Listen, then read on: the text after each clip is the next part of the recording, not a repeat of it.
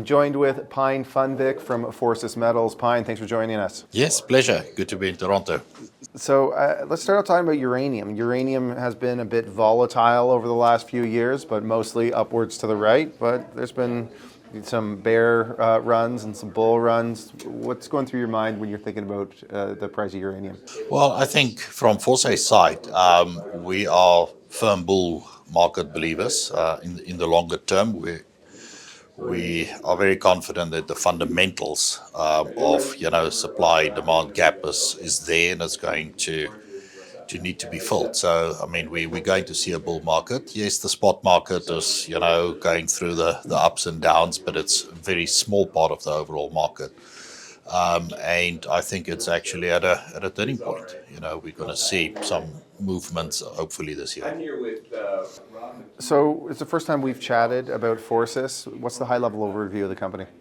So Forsys Metals has got the Norasa project in Namibia. We are within the well-known uranium province of Namibia in the Urungu region.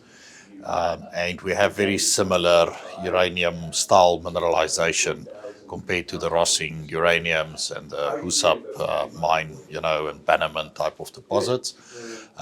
We are known in Namibia for our low-grade uranium, but very large-scale projects. So economies of scale is what makes our, type of projects feasible.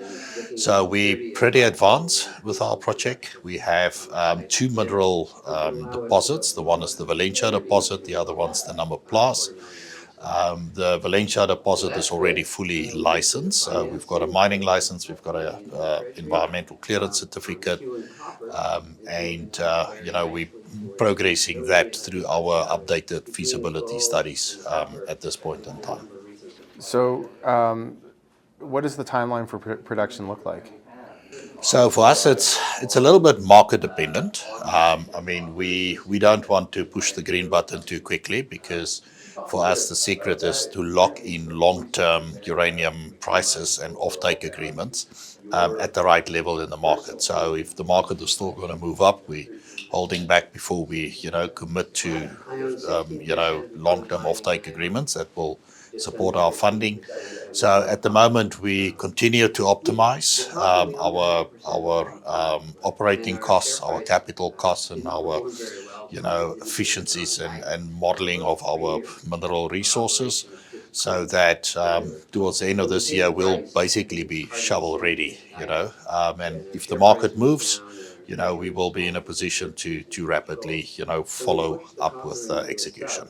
Have you guys put out any types of sort of forecasts for what that production would look like in terms of like a pre-feasibility study or anything, in terms of like where you'd see annual production or margins or anything like that? No, we haven't done that yet. We've, in last year, we've updated our mineral resources. We continue to do some infill drilling and upgrading of the Valencia resource. We've recently bought the property on which the Number Plus deposit is. And once the Valencia drilling is completed, we'll then move on to a 4 to 5 months drilling campaign on Number Plus. And then later in this year, we'll re-update those mineral resources with all the infill drilling and extension drilling. And then that will be used as a basis, for our feasibility study updates. Okay. And sorry, when were you expecting the feasibility study to be done by?